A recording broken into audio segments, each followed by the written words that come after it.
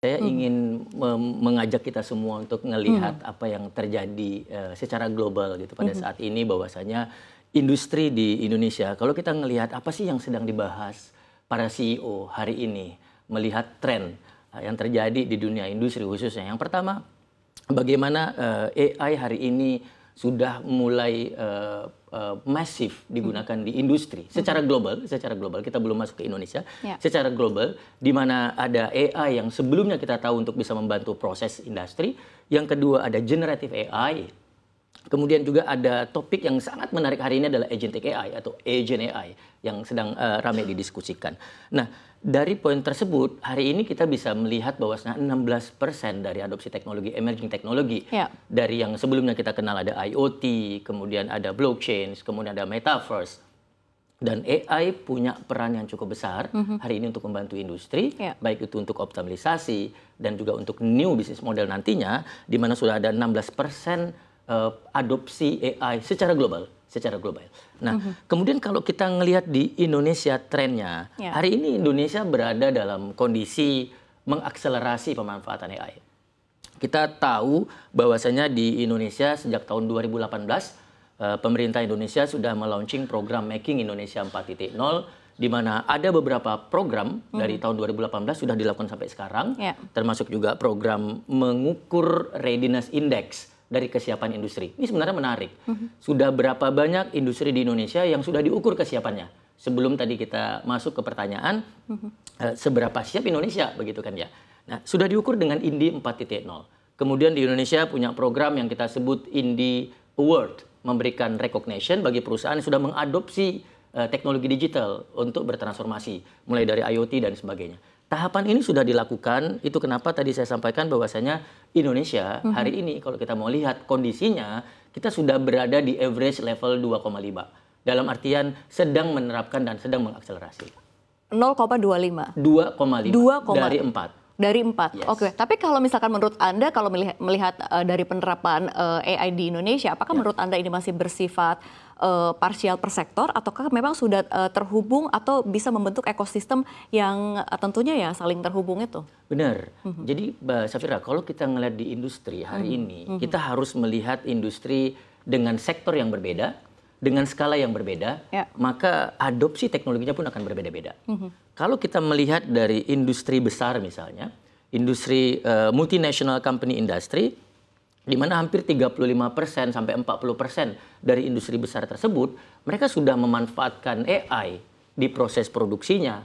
Kemudian mereka sudah memanfaatkan AI untuk energy management dan energy monitoringnya. Ya. Termasuk juga di rantai supply ataupun supply chain-nya dalam pemprosesan pengelolaan production scheduling misalnya, predictive maintenance, computer vision dan sebagainya.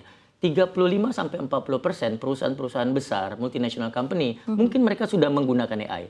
Namun kita punya secara global industri di Indonesia, cukup banyak juga industri kecil menengah, industri lokal yang dalam hal ini bukan tidak mau mengadopsi AI, tetapi masih dalam tahap memanfaatkan data ataupun dalam tahap mengkoleksi data. Kita menyebutnya menerapkan IoT untuk bisa mengkolek semua datanya, yang datanya nantinya akan digunakan untuk pengambilan keputusan menggunakan AI. Baik, ini menarik sekali. Sebelum kita memulai dialog tadi, kita mendengarkan bersama-sama bahwa pemerintah melalui Kementerian Komunikasi dan Digital atau Komdigi ini sedang menggodok roadmap dan peraturan presiden terkait AI. Dari sudut pandang industri, Pak Fadli, seberapa mendesak kehadiran regulasi ini? Dan kira-kira poin apa yang paling krusial untuk memastikan AI ini digunakan secara produktif dan juga tadi secara etis begitu? Ya, menurut kami di asosiasi, OneTree adalah sebuah asosiasi, di mana di asosiasi kita terdiri dari para pelaku industri, kemudian penyedia teknologi, kita berkolaborasi dengan pemerintah juga dalam hal ini, termasuk juga akademian atau akademisi. Kita sangat melihat bahwasanya langkah yang diambil oleh pemerintah hari ini mengusulkan atau membuat langkah yang cukup strategis dan cukup mendesak kalau menurut saya. Kenapa hal ini penting? Karena di dunia industri itu kita butuh banget kepastian hukum. Kita butuh juga kebijakan yang mendorong bagaimana industri bisa memanfaatkan pertumbuhan dari AI ini untuk bisa membantu memberikan dampak beneficial terhadap industri. Ngomongin masalah etika, ngomongin masalah ekosistemnya. Jadi ini menjadi sebuah keharusan kalau menurut saya, dengan dorongan yang cukup strategis dan cukup mendesak dalam rangka untuk bisa memanfaatkan aturan-aturan berkolaborasi dari semua stakeholder. Artinya pemerintah dalam hal ini membuat sebuah regulasi yang akan menjadi payung besarnya, payung koordinasi nasional dalam memastikan semua sektor dalam semua aspek, baik itu industri manufakturnya, termasuk juga layanan-layanan publik untuk mengadopsi AI yang memberikan keamanan, yang beretika dan berkelanjutan. Saya rasa ini menjadi sebuah hal yang cukup penting ya untuk bisa didorong. Makanya kita juga dari asosiasi sangat menyambut baik dalam rangka untuk mendorong program dari pemerintah ini.